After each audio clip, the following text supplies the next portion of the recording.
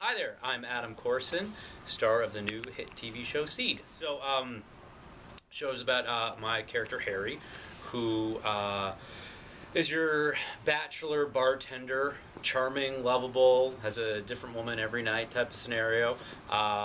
Says it how it is, and women love him, guys want to hang out with him, that sort of dude. As a teenager, he decided to donate some sperm. In Harry's case, it was probably because he was dared to do it or needed some extra money. Cut back to modern day, his kids are now popping up and want him to be a part of his life. So in our first season, it's the 9-year-old Billy who finds him first, tracks him down, and then the 15-year-old Anastasia. Women love me. I hang out with dudes. We have beer. You know what? I gotta say, there's a lot of Harry in me, and vice versa, me and Harry. When I read Harry for the first time, I got him. I got him very quickly. I understood where this guy was. Now, a lot of other stuff has presented itself, as through working through him, which is really nice to have a character that has layers to him.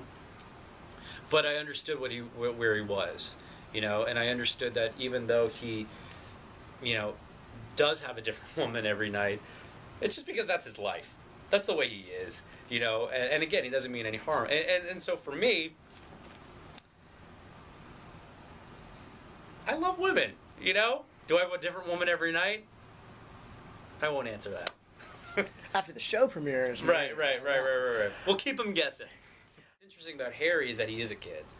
He's old enough to have responsibilities and be a responsible adult, but he's a kid, and his interaction with Billy is like a best friend. His interaction with Anastasia is like a best friend, and so he walks that fine line of when am I going to be a parent and when am I going to be a buddy, and I think a lot of times the mothers, Zoe and Michelle, Janet and Jonathan, they put Harry in line. He sometimes does it himself, but it's mostly other people that do it for him. So that's cool. And then as Adam, I have to say, it's kind of the same, to be honest with you. I think Adam probably steps in a little bit more often, and resists, doing some crazy things with the kids. But the relationships are pretty much the same. Like, my relationship with Will is pretty much the same. And same with Abby. Yeah. Tom Green, who was just a pleasure to work with. I mean, he was so much fun, and he definitely brought a certain level to the show, to the episode. He's quick on his feet. He would throw things out there that you wouldn't expect. So that was an interesting dynamic and a lot of fun. I think he's going to bring a really funny element to the show.